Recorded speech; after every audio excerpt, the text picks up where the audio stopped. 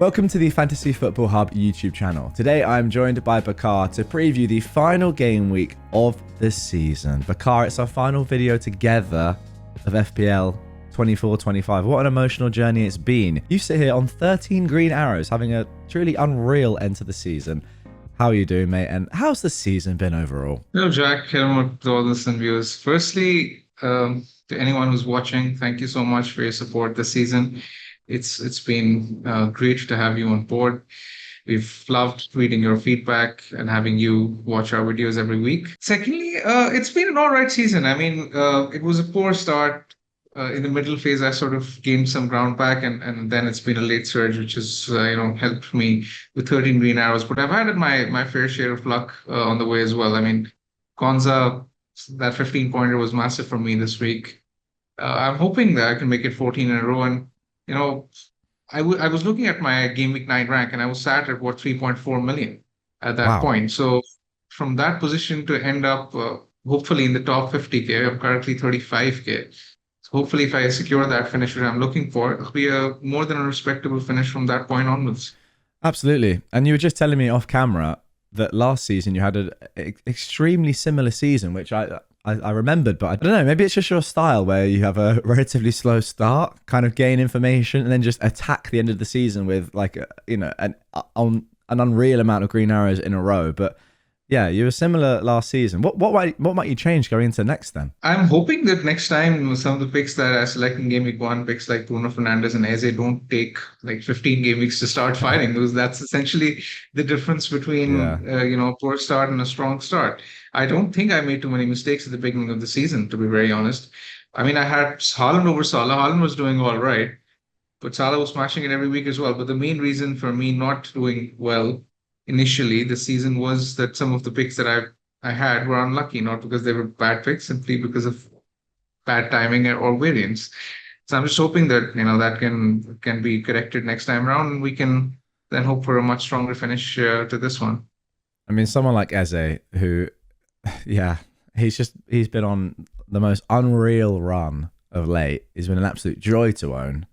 And then, yeah, people like you were on him at the start. I think that's just variance, isn't it, really? How many points has he got in the last 4 game weeks? Something like 41 points in 4 game weeks Exactly. if you remove game week 34, where, of course, he didn't play. But, yeah, another green arrow last week. Quickly run me through what was good and bad about your team. Obviously, Konza did well. Apart from that, Palmer let down once again. It's going to be interesting seeing how we sort of think about him as an option next season. But yeah, apart from Konza, how was it? It was a decent week. I mean, double Willer defense did well. I was unlucky with Saliba going off. I should have had that clean Yeah. sheet. Wissa got me 10 points. And yeah, Watkins was the main threat to my rank. Thankfully, didn't do much. I didn't even own him. And then Palmer disappointed. I think the performance from Palmer was kind of all right. He set up 2 good chances from Madueke. Especially the second one was one that Madueke really should have converted, well, 1-on-1 with Onana. But I mean, these things happen. It's all right. We move to the next game week, and plenty of decisions to make, actually. Indeed.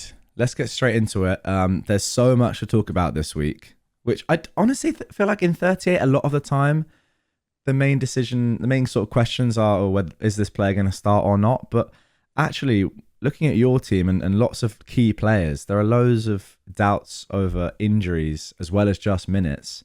You've got a couple in your team, in Saliba and Isak. So let's just start there. What are you thinking with those 2 players? Yeah, so I mean, let's break that down into 2 parts. Firstly is what I'm thinking, and secondly is what people should think for their teams. So firstly, for my team, the Saliba injury obviously is annoying because I'm missing a plum fixture against Southampton, but I don't exactly feel the need to have him this week when I have Livramento who's at home to Everton, Guardiola who's playing Fulham, and Kiwior who's playing Southampton, because that's a really good defense. I mean, had Saliba been fit, I think I would have benched Guardiola, which Yeah. again would have been a tricky decision to make. So I'm kind of okay with the Saliba injury, and I'm not expecting him to feature at all. If he's went off with a hamstring injury, it's extremely unlikely that he gets risk, especially when Arsenal have next to nothing to play for against Southampton. So I'm not expecting Saliba to start at all. What I feel managers should do with Saliba depends on their teams. I think if you're in a position where your the rest of the defense is not good enough to cover for him, I think I would look at maybe Livramento, Share, or or Kirk's potential replacement. Now, I'm only suggesting these transfers in the case that your attack is fully sorted because Game Week 38 is historically very high scoring. We see more goals scored than usual. We see fewer clean sheets as compared to usual. So spending a transfer on a defender is something that I would not generally recommend. I'm only recommending this in the case that your defense is decimated and you don't have anyone reasonable to cover, right? So in that case, I mean, you look at the clean sheet odds when Arsenal Newcastle are top, for example, if you have an Arsenal spot available, someone like a KPR could be nice. Someone like a Liverman or share could be nice. If you're looking for a bit of attacking upside, then Kirk is the one because we've seen him get attacking returns this season as well. He's actually top for chances created among Bournemouth players in the previous 6 game weeks.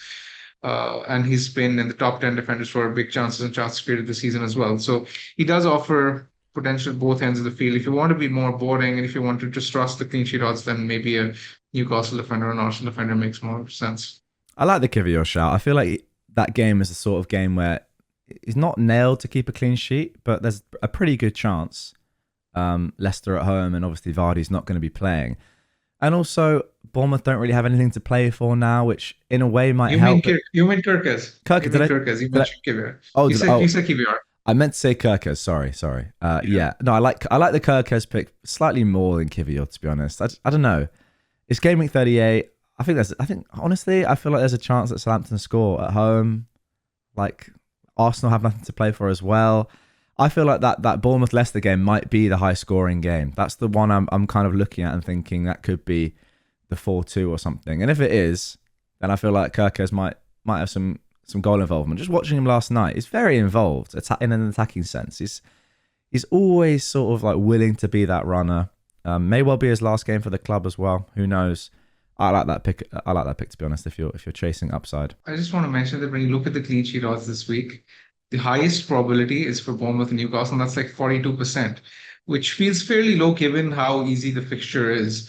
Yeah. So predicting a clean sheet this week is generally it's a roll of the dice. It's not anything which is easily predictable.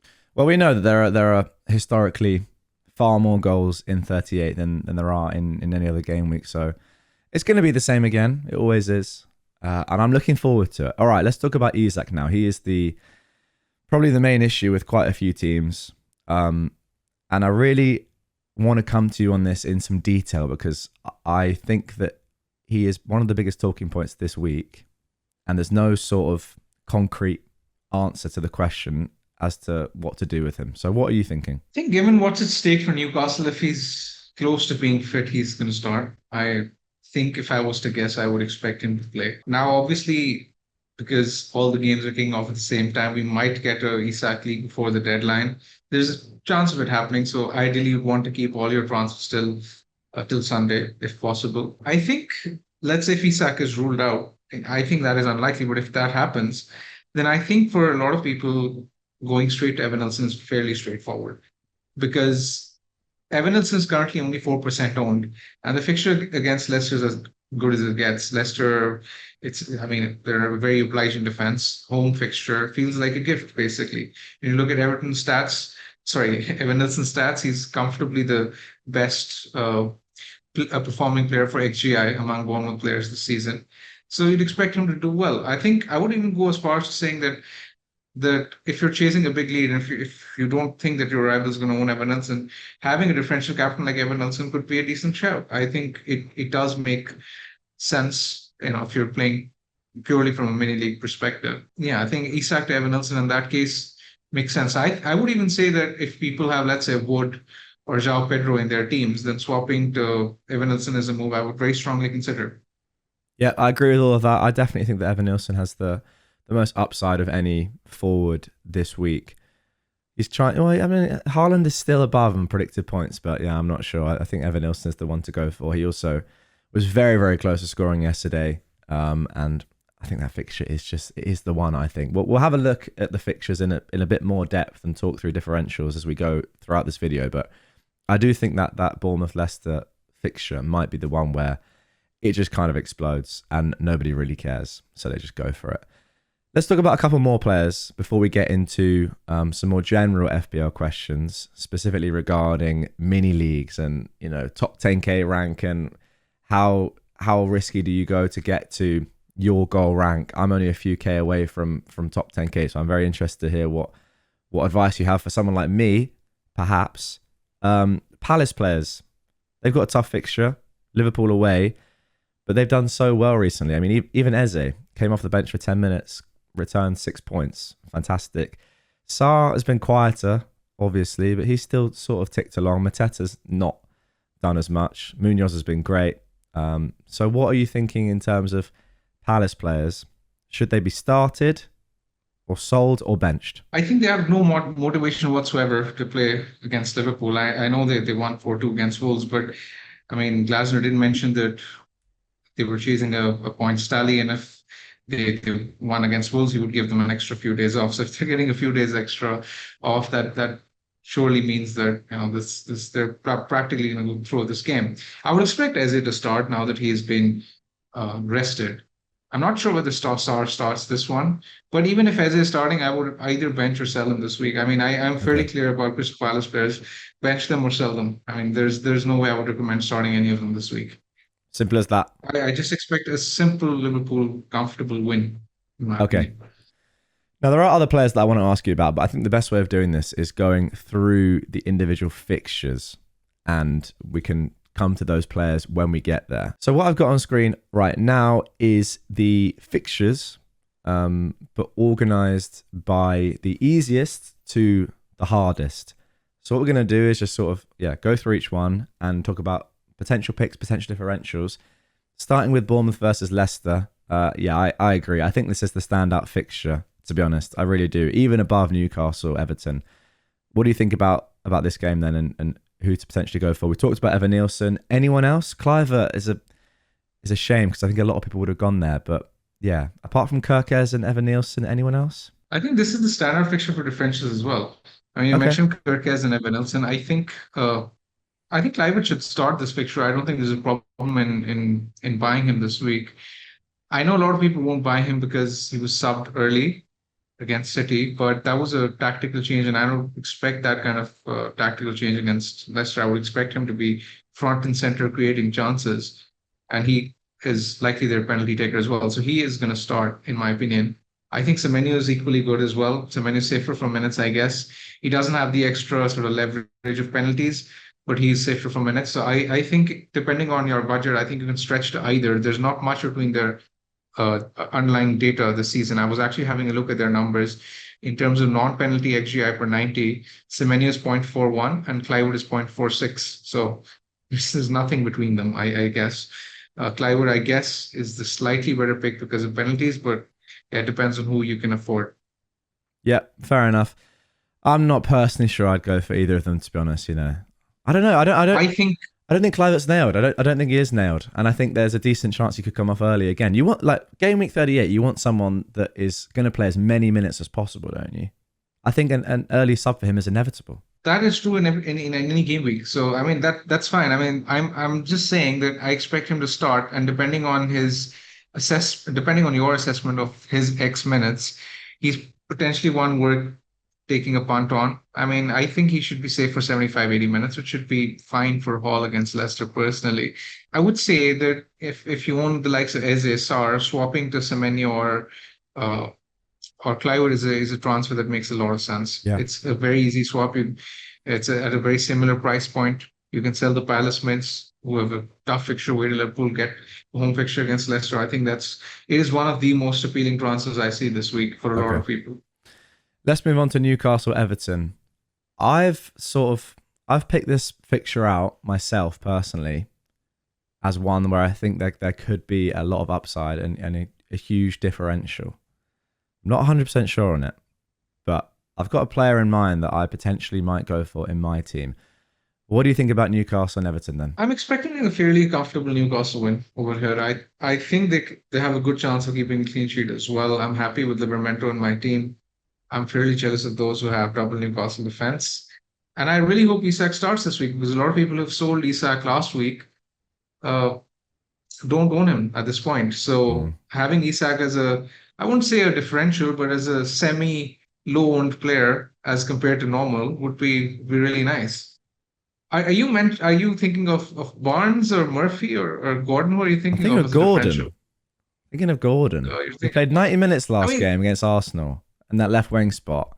And it's one of the games where for one team it means absolutely nothing. Everton have arguably had their final game of the season already. And for the other team it means everything. So all I can see in this game, and I don't expect it to be nervy as well. I just expect Newcastle to start on fire at home. All I can see is a Newcastle win, a comfortable win, as you said, maybe 3-0 or so. Clearly, I'm boring Bakar, but yeah, I don't know. I like Gordon. I like the Gordon. He's been so quiet recently. He's obviously been injured for quite a while, but he's back in the team now, playing 90. How about that for a differential? Do you not think? I think he's fine. I think he's fine, but Fine. I wanted I'm more. I'm comparing him. Yeah, I mean, I'm comparing him to the Bournemouth Yeah, I mates. know. Yeah. So a fixture at home to Leicester versus a fixture at home to Everton. Mm, I think I would rather back the fixture at home to Leicester. I think Everton. I mean, I know they don't have anything to play for, but they're still much better defense than Leicester, right? that So is the 100% upside true. you have to sort of compare the upside from that point of view as well. In which case, I think I would prefer the Bournemouth Mates, but Gordon is fine. I mean, I can't hate the pick. I think it's a good selection. He'd probably be the one a Newcastle midfielder I would consider as well Okay. if I Okay. was taking a punt. What do you think about Murphy out of interest? Sorry, before we get to the Ipswich game. Do you think they're gonna play a back five? This is important for Livramento owners as well, I suppose. You play them anyway, but do you think Newcastle are going to continue in this back five they've been playing, or will they surely switch to a Well, back four? I would expect to switch to the back four given the nature of opposition they're up against because they've actually tried the back five in some of the difficult fixtures. Yeah, So I would expect a switch to the back four. I personally wouldn't consider Murphy as such because of the X-Men's concern and he's actually fairly well owned anyway. It's not as if that he's a huge differential or anything of that sort. I'm not sure who would play right back or left back for them. Then I think Murphy would have to play right back. There's too much risk there, I think, with his position and minutes for me to play him. But yeah, I interesting one. agree. Ipswich West Ham then. Bowen is the one who's appealing to a lot of people. I think he's fine to buy. I'm personally not considering him because he's fairly well owned. I don't feel like going there. West Ham, Bowen has done well in recent weeks, but there's still something about West Ham which makes me think that they're not a side which is going to score 3 or 4 goals in any specific fixture, Yeah, I regardless agree. of opposition. So I think that Bowen is nice and he should be good for a return, but I doubt that he also even with the fixture. Yeah, Obviously, it's not worth considering anyone from Ipswich. Wolves versus Brentford. I think I would look at Brentford attack once again if you're considering anyone. I think Mbomo, Wissa, Shada are the ones to go for. Having said that, I do think that there are better fixtures for us to target this week rather than a fixture away to Wolves. Brentford have been firing in recent weeks, but I'm not exactly confident on how to call this fixture. I would expect Brentford to score a couple of goals, but yeah, I might be wrong personally. okay, Liverpool Palace. I think this is the one that people want to know about, especially in terms of your thoughts on Salah and what's going on with him. Are you captaining him this week? Let's talk more broadly about the best captain options. What do you think? Liverpool versus Palace. How is that game going to go? I'm expecting Liverpool to win 3 or 4-0. I'm expecting a very, very easy Liverpool win. I think that Salah is the standout captaincy option this week, irrespective of his recent failures. The fact that he's still getting the chances is good enough for me to consider him as my captaincy shout, and the fact that Palace have nothing to play for. He's obviously the bookies' favorite to score assist this week as well. He's just the standout choice in my opinion. I mean, I can't look past any one of his historical pedigree. Yeah, I agree with that. Do you think that out of the players that we've mentioned so far, there's any viable differential you could go for? We're going to come to one in a little bit where I think potentially there could be some upside In terms there. of captaincy, Yeah. I think there are two. I've Okay. mentioned one, who's Okay. Evan Nelson. So Evan Nilsson's the one you've And mentioned, and we'll get to the next one when we get there. But yeah, Evan Nilsson. there's no Okay. no prize for guessing, but No. yeah, let's move on. Actually, let's just go to that fixture immediately. Arsenal Southampton, because when we were talking about Saka, I was keen to go there and go differential. However, we've heard sort of some comments from Arteta about, well, what exactly has he said about resting, not needing to play the players every game now that there's nothing to play for. So what do you think about Saka? Yeah, I think if budget isn't an issue, then in my opinion, Saka is the best attacker to buy this game week. It's as simple as that. I don't think he's a transfer priority, like you mentioned, but he nevertheless is a top differential, especially for a lot of people who are chasing. Okay. And because there are a few question marks over his game time, I think that a lot of managers will avoid him, making it highly probable that some of your rivals probably won't own him, which obviously increases his appeal. I mean, yes, you can speculate all you want about his minutes against Southampton, but at the end of the day, Arteta's not going to give us a clear update. It's all guesswork at the end of the day, and we've seen in the past that Saka does tend to start whenever he's fit, even when there's a big game looming. So, what is the reason to rest him in this game? I'm not exactly that confident that he misses this game. I'm actually fairly confident he plays instead. And we've seen that teams with to play for often score more freely. We've Yeah. seen um, a lot of teams in the past who've done that. And I think this is, it's a combination of all of these factors which present us with a real opportunity, especially if you're chasing rank. I think buying and even captaining him could be a high upside play for people who are trying to chip away or trying to overcome a very big lead. He's actually right behind Salah in terms of probabilities to score assists. I think he's a fine captaincy option. I don't think I would worry too much about his game time, because if you're chasing a big lead, you have to actually maximize the variance. You have to actually put yourself in a position where a rival doesn't own the other player, and then hope that the punt that you go for pays off. So in that sense, I think it's worth rolling the dice. How many points behind your goal do you think you'd have to be to go for a Saka captaincy over Salah? I think we both agree that Salah is slightly better than Saka this week. I definitely would. So at what point do you think, okay, well, I've got to risk it. I need to catch my mini league rival. I need to get to X rank. Yeah, I mean, this is a very subjective discussion, but I'll try to give my opinion on this. In my opinion, I think if you're chasing your rival by, let's say, 10 points, then I don't think there's a need to risk it, because you can claw back 10 points with two or three differentials as well. I don't think you need to risk going different with the captaincy. I think if it's anything above 10 points, then I would be tempted to roll the dice on the captaincy, because then you're sort of really entering into a territory where you need a lot of things to go your way to claw back that 10-point margin in a specific game week. Yep. I agree with that. One thing I will say on this as well is that going for just one rival is very different to going for a rank, because if you're going for a rival, it's just you versus them, and it's sort of an absolute thing, as in if you get the points you need over them, then you'll beat them. However, for me, for example, if I'm going for top 10k, and I think I'm currently about 11 points behind in terms of absolute points, so the person who's in 9,999th has 11 more points than me. In reality, I'm going to need something like 15 or 16 points, because there will be a lot of people outside the top 10k that also get, into the top 10k. What about the people from 10k to 14k, for example, which is where I am? So I think that is something worth saying. You can't just get to that position. You need more, because there'll be other people as well that are going to make it into that top 10k, I think. Exactly. And as long as you realize the risk of potentially even missing out on, let's say, 20k, then it's fine, because there is a world where, let's say, Saka doesn't start and Salah gets a hat trick, in which case it could end up pretty brutally. But it's as long as you recognize that risk, I think it's an educated guess, that gamble that you can take. So that 21-point swing that would be, or, well, depending on who your vice is, but say Saka came on for a point, that'd be a 20-point swing.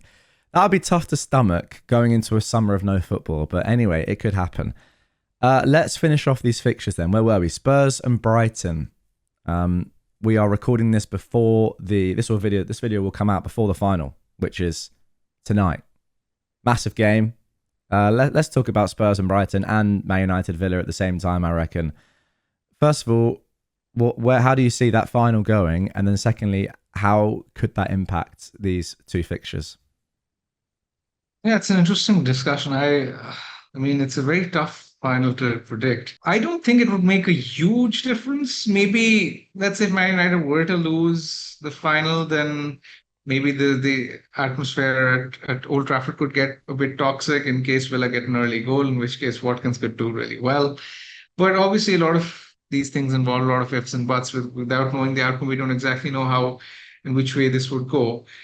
I don't think the final would, the outcome of the final would influence my decision making from an FPL point of view. I still think Watkins is a fine hold for people who own him, or Martinez is a fine play, or Cons is a fine play if you want to play them.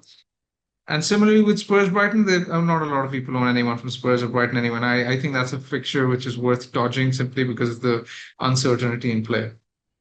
Interesting. Some people are looking at Brighton against Spurs and thinking, well, they still have a really good chance of getting, well, a decent chance of getting Europe. Brighton, so they'll be going all out. If there was one Brighton pick that was a differential, who would you go for? Because some people will be looking there. Well, I've been a big fan of João Pedro this season, but I mean, he's missed out because of injury this week, so I'm not exactly sure about his minutes. I heard there was a scuffle in training. Unconfirmed, but Yeah, did you hear about that? That yeah, apparently there was he is that did. sort of player. I mean, we've seen it before. He chucks elbows around. Yeah, I did hear that. But anyway, as it's unconfirmed, I think maybe Matoma could be one worth going for. Yeah, I I like think it's probably Matoma. the only one I would consider because at Brighton you've seen this season there hasn't really been a talisman as such. I mean their goals tend to be fairly spread around, especially in the absence of João Pedro. So I think if you're looking at one, I'd probably look at Matoma, but I say this with little to no confidence in the selection because I genuinely feel they're much better midfielders to buy this week. I suppose you could go for Welbeck, but that would only be if, say, your rival had Evan Nielsen or something. I think Evan Nielsen is just a better pick, but he is an alternative. Okay, two more fixtures to come. Fulham versus Man City we'll do quickly, and then we'll get on to the biggest fixture of the week. Fulham versus Man City. Is that just an avoid? I mean, people have De Bruyne, people have City defenders. No one really has any Fulham players. Haaland, what's going on there? I think this is another fixture which is a firm avoid in my opinion. I don't think I would be buying anyone from this fixture. Again, it's a tricky-ish fixture to call Fulham. I know they don't have anything to play for, but they've done well against the big boys at home this season. So I won't be totally surprised to see them do well against Man City. And I don't have a lot of confidence in the City attackers to consider this as a very high ceiling fixture for any of them as well. So I don't think I would break the bank to, let's say, buy someone like a Haaland in my team this week. I agree with that. What do you think about starting your City players, though? A lot of people have De Yeah, they're Bruyne fine now, to for start. example. Defense. They're fine to start. Okay. I mean, Guardiola's, I mean, if he's playing as the left back, he does come with a bit of attacking potential as well. So I think Guardiola, you could play him. And then the final fixture is Nottingham Forest versus Chelsea. You have Palmer. I want to hear first of all what you think about that game overall. How do you think the game will be?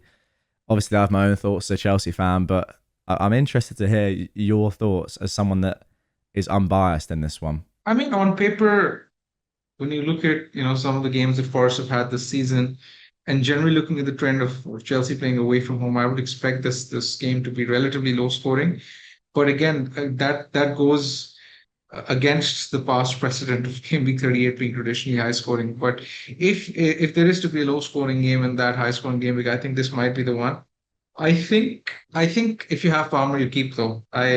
I firmly believe that a lot of people in their teams, for example, have other issues to address. A lot of us have Palace players in their teams. I think having a transfer like, let's say, Sar or Eze to Semenyo or Clivert is a better transfer to make than, let's say, Palmer to Saka.